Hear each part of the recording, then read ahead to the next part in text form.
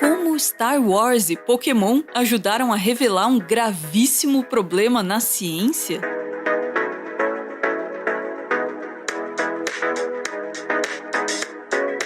Essa aí é a capa da edição mais recente da American Research Journal of Pharmacy, uma das 54 revistas científicas publicadas pela editora American Research Journal. O site da editora diz que os artigos científicos publicados pelas revistas pertencentes a ela passam por um rigoroso processo de revisão por um conselho editorial especializado e por uma equipe de revisão, que dão extrema importância à qualidade da pesquisa.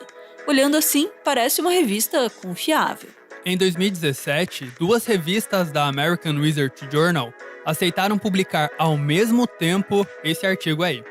Parece um artigo sério sobre a estrutura, funcionamento e relevância médica das mitocôndrias, que são aquelas estruturas das células que produzem energia. O artigo diz que as mitocôndrias também são conhecidas como midi-chlorians. Não, pera lá, midi-chlorians não são aqueles seres fictícios do Star Wars, formas de vida inteligente que vivem dentro de outros seres vivos e que permitem a comunicação com a força? Que eu me lembre, os Jedi são Jedi justamente porque possuem uma alta quantidade de midi-chlorians.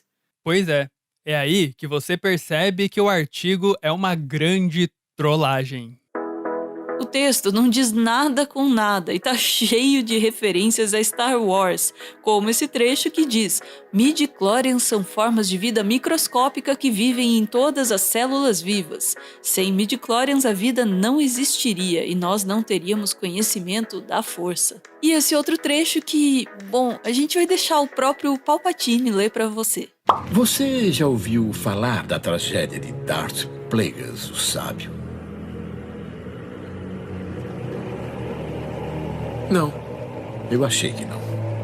Não é uma história que um Jedi contaria. É uma lenda Sith.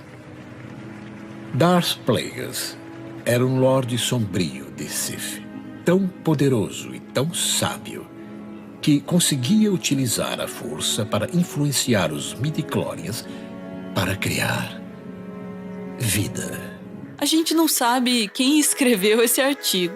Lucas McGeorge é uma referência a George Lucas, o criador de Star Wars. Já o nome Anakin é uma referência a Anakin Skywalker, conhecido popularmente como Darth Vader. Acredite, esse artigo foi aprovado pelo tal rigoroso processo de revisão do Conselho Editorial Especializado da American Research Journal. O artigo só não foi publicado porque os autores não quiseram levar a brincadeira à frente. Mas existe um outro cientista que é famoso justamente por publicar artigos zoeiros em revistas científicas que se apresentam como sérias.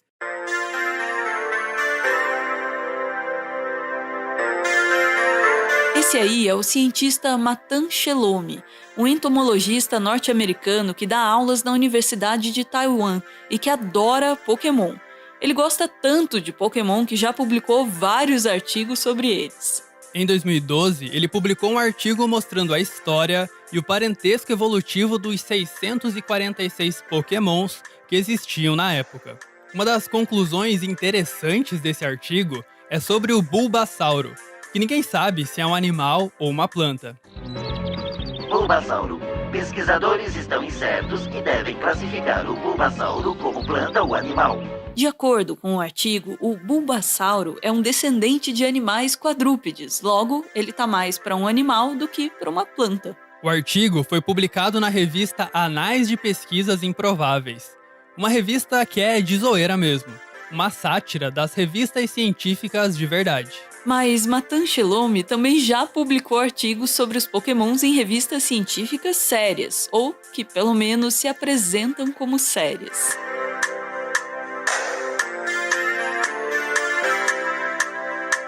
Em 2020, o entomólogo Matan Shelome publicou um artigo que falava sobre um câncer em Pikachus. O artigo foi publicado na revista Academia Journal of Scientific Research, com o título Expressão do gene Pokémon e da proteína Pikachurin no Pokémon Pikachu. A escrita desse artigo é genial, porque consegue misturar com maestria informações científicas verdadeiras com informações absurdas. De acordo com o artigo, o objetivo do estudo foi ver se a proteína Pikachurin e o gene Pokémon eram encontrados no Pikachu. A proteína Pikachurin realmente existe. Ela é encontrada na retina e foi descoberta por um cientista japonês em 2008. O que essa proteína faz é aumentar a velocidade com que as informações são passadas dos nossos olhos para o nosso cérebro. A enorme agilidade dessa proteína fez com que ela recebesse o nome de Pikachurin, uma homenagem ao Pikachu. O gene Pokémon também existe. Ele foi descoberto em 2005 e é o que chamamos de proto-oncogene, um gene que, quando sofre mutações, pode causar diversos tipos de câncer. No artigo, Shalom diz que o gene Pokémon não deve ser confundido com o clado Pokémon, um grupo de organismos descritos por Tajiri em 1996. Tajiri é o cara que criou a franquia Pokémon.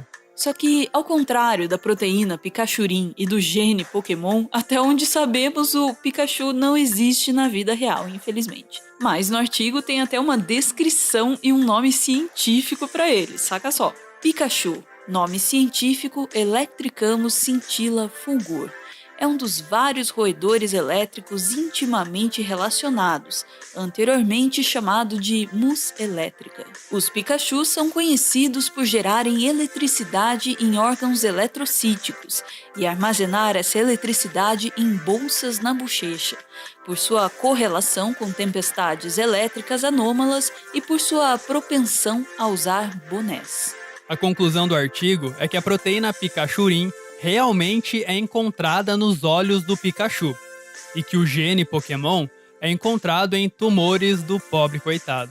As referências do artigo também são um show de entretenimento. Tem um artigo do Van Helsing chamado A Utilidade de Metais Abençoados no Despacho de Vampiros, uma revisão. Shalom também cita um artigo do Dr. House chamado Guia de Diagnóstico Diferencial para Lúpus, parte 3. It's not lupus. It's not lupus because it's not lupus. It's never lupus. Lupus is a bad diagnosis. E tem até um artigo do John Lennon chamado Imagine que não há ciência de acesso livre. Mas dentre as publicações de Shalom, a cereja do bolo é um artigo publicado em 2020 que fala sobre a verdadeira origem do novo coronavírus.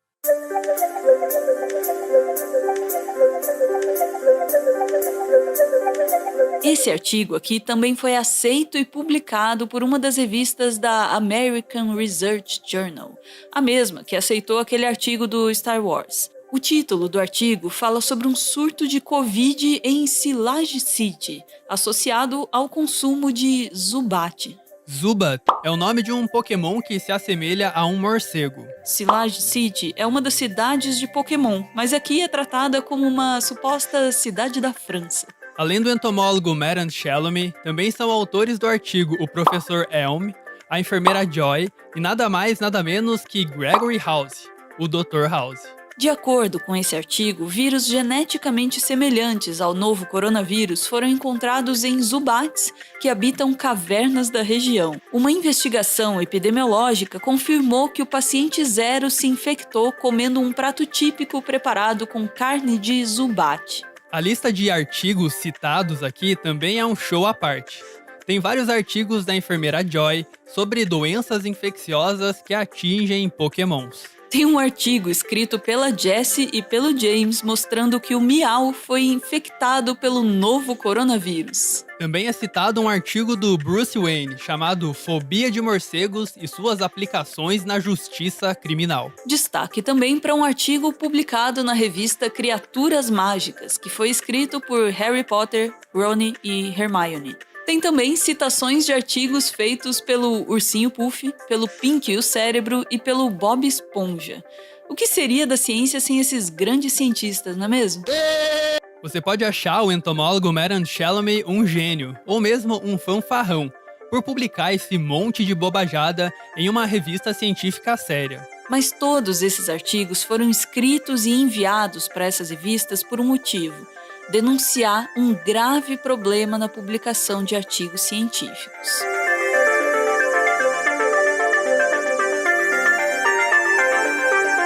Essas revistas que se apresentam como científicas, mas que publicam qualquer coisa, são chamadas de revistas predatórias. Mas por que essas revistas existem? E pior, por que cientistas enviam seus estudos para serem publicados por elas? Isso tem a ver com o mercado de publicações científicas. De maneira geral, os cientistas que escrevem os artigos científicos precisam pagar um valor para as editoras das revistas para que o artigo seja publicado e fique livre para qualquer um acessar de forma gratuita. Esses valores podem ser bem altos. A Nature Communications, por exemplo, revista que é do mesmo grupo da famosa Nature, cobra $5.380 para publicar um artigo de acesso livre, que na cotação do dólar de hoje está mais de R$30 mil. Esse mercado de publicações científicas movimenta mais de $10 bilhões por ano. Algumas revistas até dão a opção para o autor não pagar esse valor, mas aí o acesso a esses artigos fica restrito por um tipo de paywall. Ao invés de cobrar dos autores, essas revistas cobram dos leitores que querem ler o artigo. Esse artigo da Nature, chamado A Crescente Inacessibilidade da Ciência, era inacessível até bem pouco tempo atrás. O que as revistas predatórias fazem é só publicar artigos de acesso livre, cobrando dos autores por isso, claro. Quanto mais artigos elas publicarem, mais dinheiro elas ganham. E por isso, elas aceitam publicar qualquer coisa. Os artigos sobre Star Wars e Pokémons que a gente citou anteriormente são exemplos engraçados. São trollagens que foram feitas justamente para denunciar o comportamento predatório dessas revistas. Mas os problemas gerados por essas revistas podem ser bem sérios. Por exemplo, a Revista Asiática de Medicina e Saúde é uma revista predatória que cobra $500 para publicar aparentemente qualquer coisa. Em julho de 2020, ela publicou um artigo altamente questionável, dizendo que o tratamento com hidroxicloroquina funciona em pacientes com Covid. Esse artigo, publicado nessa revista predatória, costuma ser citado por defensores do tratamento precoce como uma evidência científica de que a hidroxicloroquina funciona contra a Covid-19. Pouco tempo depois, essa mesma revista aceitou publicar esse artigo aí, que mostra que o tratamento precoce com hidroxicloroquina é capaz de diminuir acidentes com patinetes. Esse artigo foi uma sátira do artigo que diz que a hidroxicloroquina funciona contra a Covid. Uma trollagem para desmascarar essa revista e mostrar que ela publica qualquer coisa, até um estudo mentiroso defendendo um tratamento falso. Mas para essas revistas existirem, cientistas precisam aceitar publicar seus estudos nelas. O motivo de cientistas caírem nesse golpe tem a ver justamente com a falta de dinheiro para fazer suas pesquisas. O golpe está aí e não cai só quem quer, cai também quem precisa.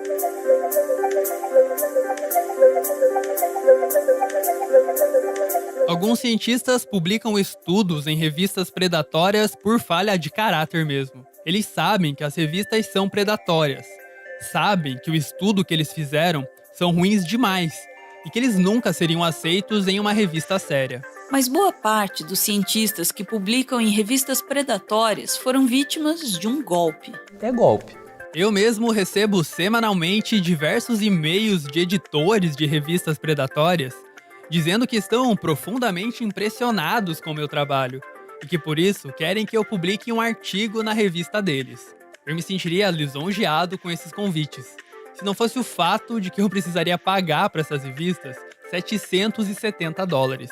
No mundo todo, mas principalmente no Brasil, os cientistas são avaliados pela produtividade. Quanto mais artigos um cientista publica, mais bem avaliado ele é, e maiores as chances dele conseguir que órgãos de fomento como o CNPq financiem as pesquisas que ele faz. Artigos publicados em boas revistas costumam render uma avaliação ainda melhor. Isso coloca o cientista em um beco sem saída. Para fazer suas pesquisas, o cientista precisa de dinheiro, mas para conseguir esse dinheiro, ele precisa publicar muitos artigos em boas revistas. as quais cobram valores bem altos.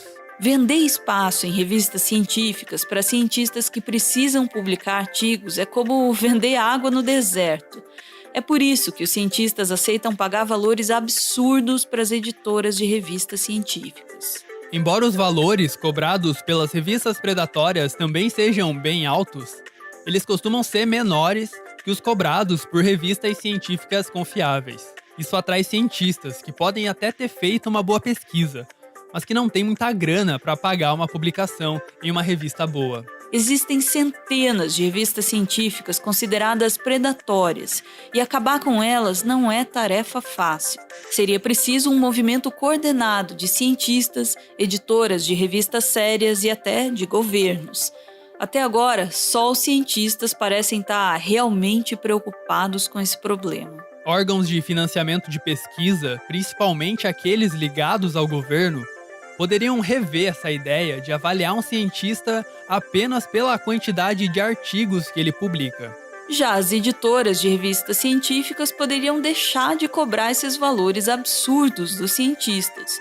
Assim, eles não seriam obrigados a publicar seus artigos em revistas que não são confiáveis. Mas os acionistas dessas editoras não parecem estar nem um pouco dispostos a abrir mão de suas absurdas e milionárias margens de lucro. Porque não, o dinheiro que você paga para acessar um artigo científico não vai para o cientista que escreveu o artigo.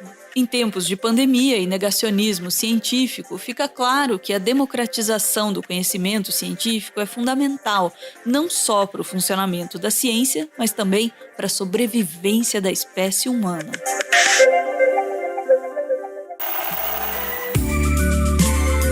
Esse aí é o Everton. Ele é mestre em Biologia Evolutiva e ele faz um doutorado em Ecologia na Universidade Federal do Paraná.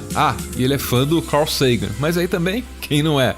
O Everton é o responsável pela pesquisa e pelo roteiro do Meteoro.exp, o nosso quadro de biologia que você acabou de ver.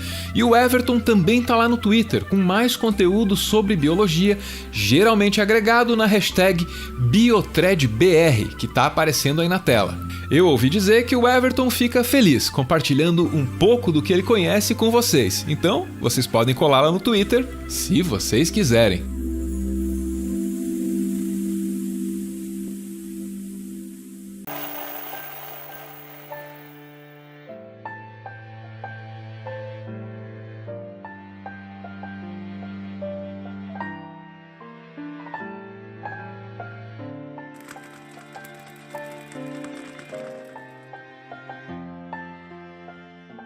Muito obrigado por ver esse vídeo até o final. O Meteoro é mantido graças a uma campanha de financiamento coletivo. Quem participa aparece aqui no finalzinho para receber o nosso agradecimento e, claro, para homenagear quem ama. O caso do Gustavo, que no último dia 20 de abril, comemorou 3 anos de namoro com a Wandy. Diz ele: "Meu amor, agradeço por cada instante desses últimos 3 anos, nos quais você me apoiou, me alegrou e me transformou em uma pessoa cada vez melhor. É uma sorte incrível ter você ao meu lado para transformar esse mundo caótico num lugar feliz para nós dois. Te amo para sempre." Beijo, gente. Valeu!